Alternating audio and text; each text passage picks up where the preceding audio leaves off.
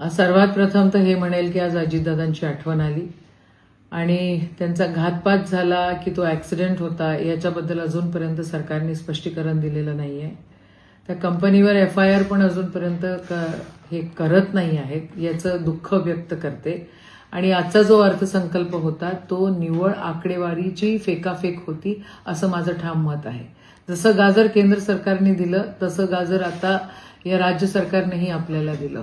आपल्याला म्हणाले होते की सरसकट कर्जमाफी आणि आता 2 लाखाची फक्त घोषणा केलेली आहे. सरसकट हे लोक देत नाही आहे. मग शेतकऱ्यांची दिशाभूल मोठ्या प्रमाणात या ठिकाणी केलेली आहे. शेतकऱ्यांचा विकास दर तुम्ही म्हणताय ना की 9% शेतकऱ्यांचा उत्पन्न दर वाढणार, तर मग विकास दर त्या ठिकाणी मागच्या वर्षीपेक्षा या वर्षी 3.5% कमी कसा काय झालेला आहे? काय करताय? लाडकी बहिणीला म्हटला होता 2100 देणार, ते 1500वरच तुमचं अडकलेलं आहे.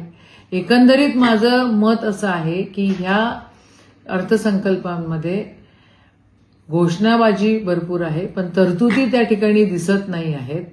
भरपूर घोषणा यांनी केलेल्या आहे, घोषणांचा बाजार इथं आहे, पण त्या हिशोबानं ज्या तरतुदी वाटतात द्यायला पाहिजे तेवढ्या तरतुदी दिलेल्या नाहीयेत.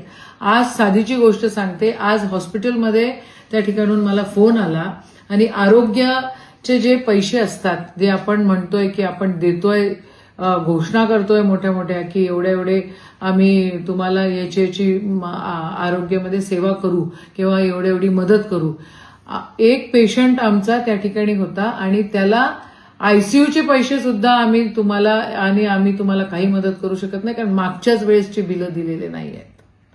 MREGSचे पैशांचं अजून काही नाही. काल परवा आम्ही मेळघाटात होतो, तिथं त्या आदिवासी मंडळींकडे होळी हा सण असतो, त्यांच्यासाठी पण काही नाही आहे. म्हणजे एकंदरीत तुम्ही बघितलं गेलं तर हा घोषणाबाजीचा अर्थसंकल्प मला दिसतोय. अमरावती जिल्ह्यासाठी काही खूप मोठं या ठिकाणी दिसत नाही आहे. मुख्यमंत्री, अर्थमंत्री, महसूल मंत्री सगळे विदर्भामधले आहेत, तरी विदर्भासाठी या ठिकाणी काही असं ठोस दिसत नाही आहे. हा अर्थसंकल्प घोषणाबाजीचा अर्थसंकल्प आहे असंच माझं मत आहे.